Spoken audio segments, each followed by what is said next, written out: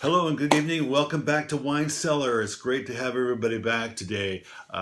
Today I want to do something a little different from a tasting, and we'll taste it a little bit later on. But for right now, I want to talk about what to do with corks, how to manage your cork pullage, especially on wines that are in excess of 10 years old, 10 or 12 years old. Sometimes you have issues with the cork, it doesn't come out as planned. So I have a kind of my own personal philosophy is that if it's over 10 or 12 years old, depending on the wine, I'm not going to use a regular weight or corkscrew on that. I'm going to do something that won't fail me because sometimes the corks fall apart and they're problems. So I'm going to show you how I do that. I use this trusty little tool called the AHSO. It's a great little tool with two prongs, and I don't know if you can see them, but it's two prongs that go on either side of the cork, and they let you extract the cork in one piece.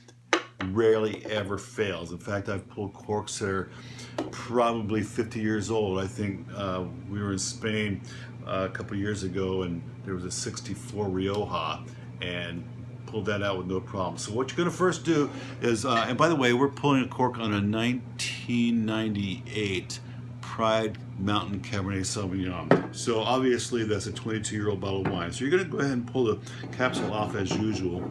And I typically cut it below the lip so that you won't have any drippage. So here we are with the cork off.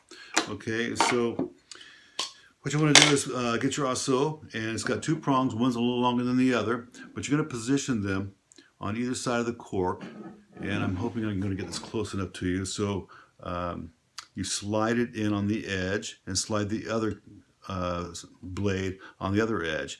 And instead of pressing in, you're going to just rotate it back and forth, and that little blade will go down.